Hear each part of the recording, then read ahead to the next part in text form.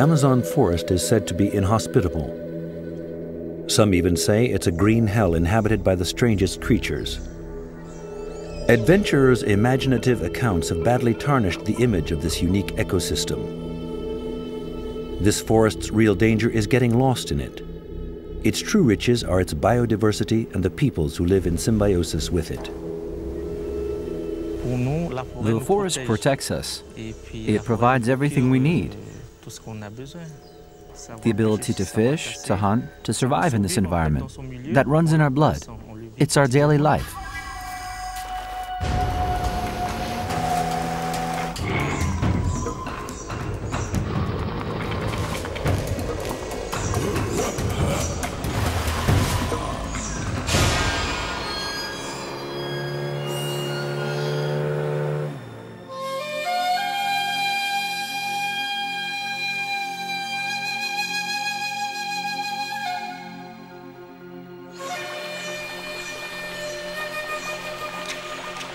For over 20 years, I've been roaming the huge Amazon forest, which contains the Guianese forest. I've noticed that, contrary to common belief, this ecosystem bears the imprint of human presence. Thousands of years ago, different peoples came here from Asia. They linked their fate to the forest and built civilizations.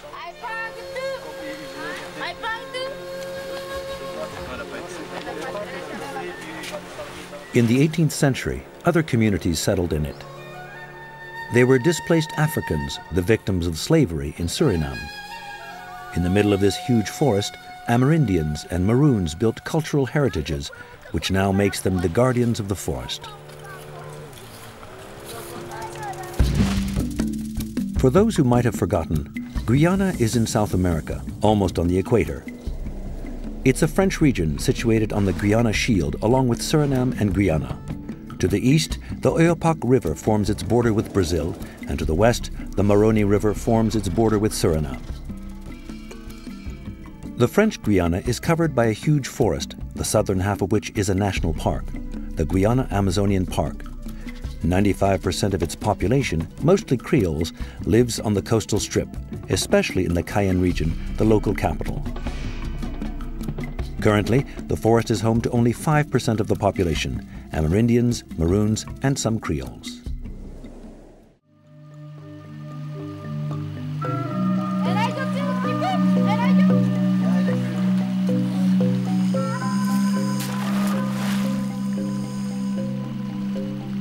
All these communities live by a river? Of course they do.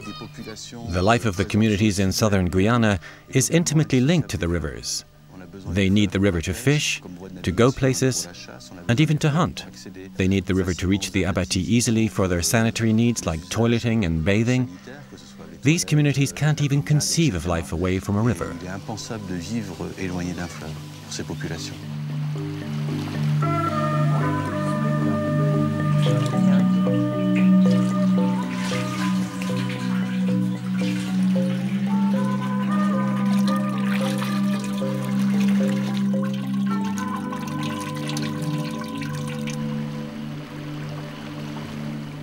These populations used to keep moving in the forest. Why are they now settling? That settling process is quite recent. It's the result of social housing programs and things like that. But also when you talk to them, you realize the oldest ones still have strong memories of bouts of epidemics and deaths in their villages. So most of them think they need to live near a healthcare pole. There's a health center here in Camopi, and there's one in the second part of the Camopi district in Trois Sceaux. For most people, that's a vital need.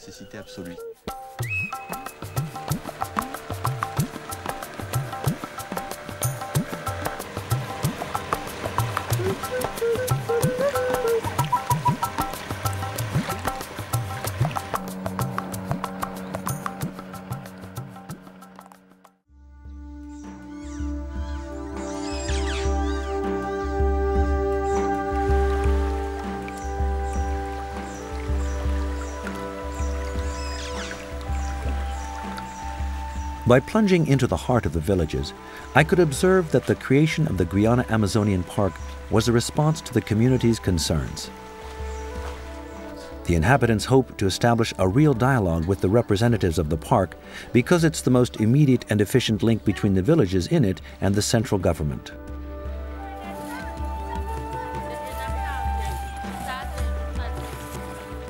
The Guyana Amazonian Park is a new generation park. It has a twofold mission. The traditional national park mission is to protect and preserve nature, and the new one is to promote cultural heritage and local sustainable development.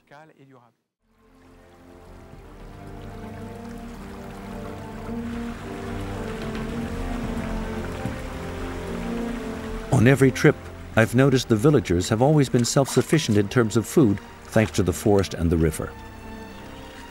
But now, the population is growing, and the settling process is everywhere, which raises the question of the preservation of fished and hunted species.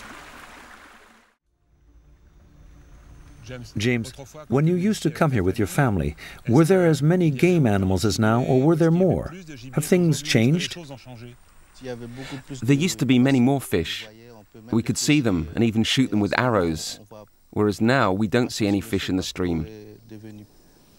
The water's dirty because of illegal gold washing. People here hunt and fish to eat because, apart from a little grocery shop, there are no supermarkets in the village. There's no other way. And as we're concentrated around the village, we always have to take this one-week trip.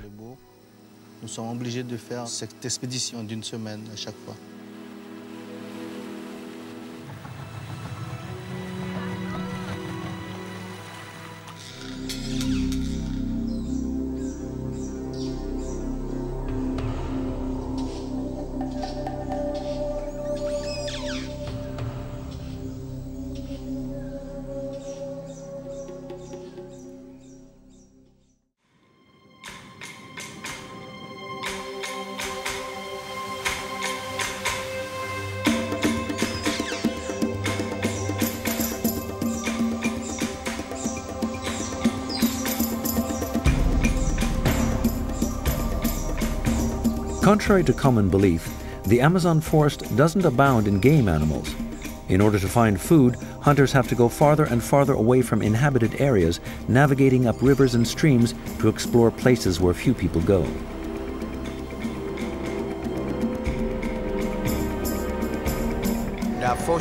As far as hunting was concerned, things were fine. My father and I used to go hunting. We brought back food for the whole family and distributed it. But now, people hunt to sell, so they kill many animals.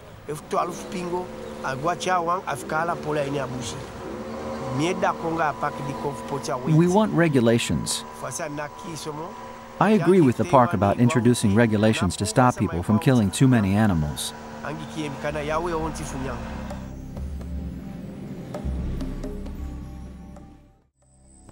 Since the Guyana Amazonian Park was created, it's been strictly forbidden to hunt in the core zones, except for inhabitants.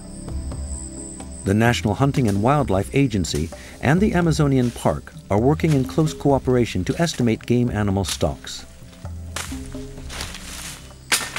The hunting program aims to compare resources in the wild with the amount currently taken by the communities in order to assess the impact of hunting pressure in Guyana. But to improve management, we need to know the densities and ecologies of the species, their habitats, and so on.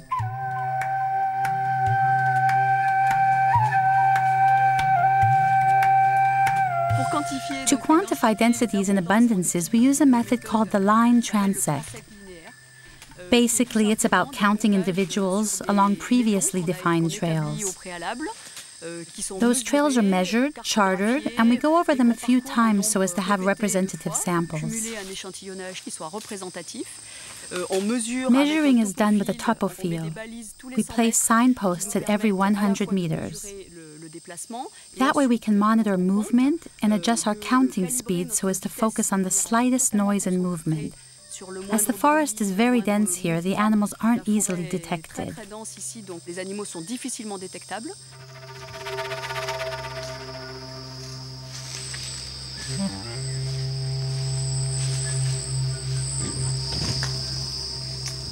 Then we use a laser rangefinder to measure how far an animal is spotted. There are the same species practically everywhere in Guyana, but at different numbers. The fauna occupies all the ecological niches of the forest, and some animals use all vegetation levels.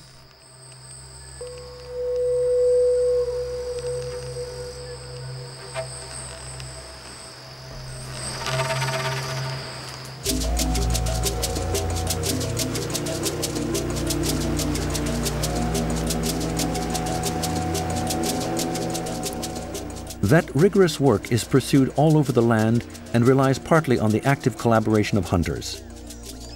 Their knowledge is a major help in assessing the situation of each species and, more broadly, to estimate game animal stocks.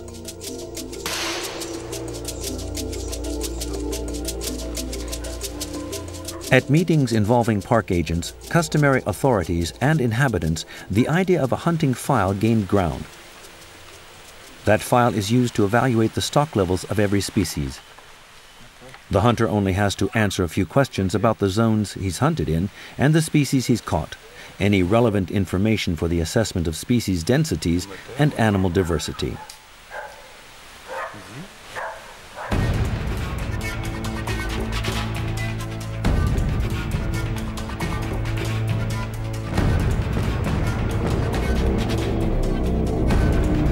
Despite an almost general mobilization for sustainable hunting conditions, a serious problem has been interfering with those objectives and spreading doubt. The Guyana Amazonian Park, since its creation, as well as the government, have been badly confronted with gold washing, which has generated unbearable hunting pressure.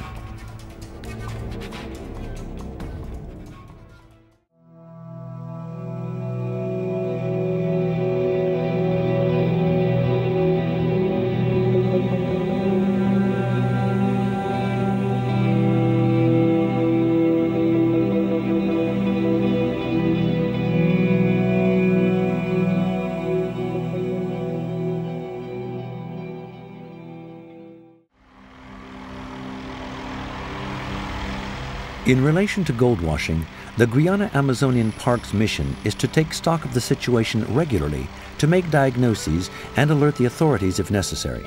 Together with the National Forest Office, it flies over the forest to identify new sites or deserted ones.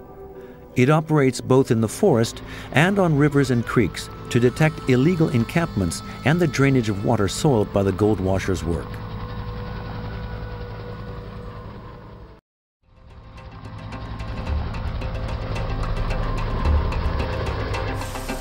Once collected, all that evidence is analyzed and handed over to the competent authorities, namely the Army and the police.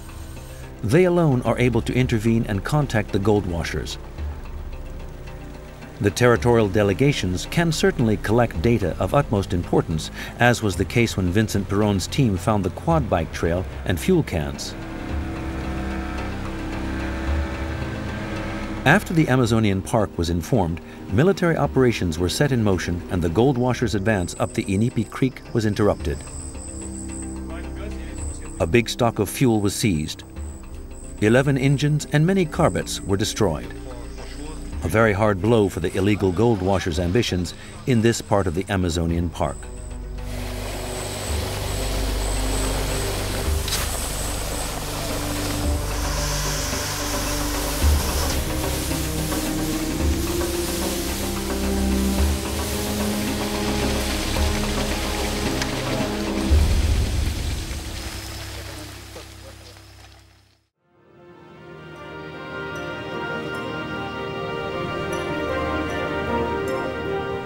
Illegal gold washing is indeed a scourge, but it shouldn't keep us from seeing the forest for the trees.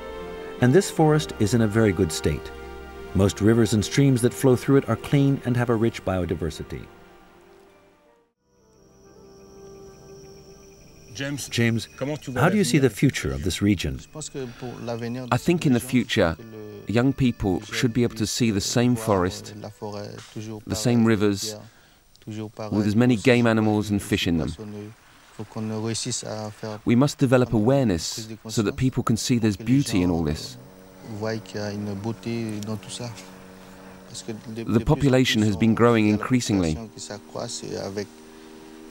and with the arrival of money, people will buy more engines and canoes. They'll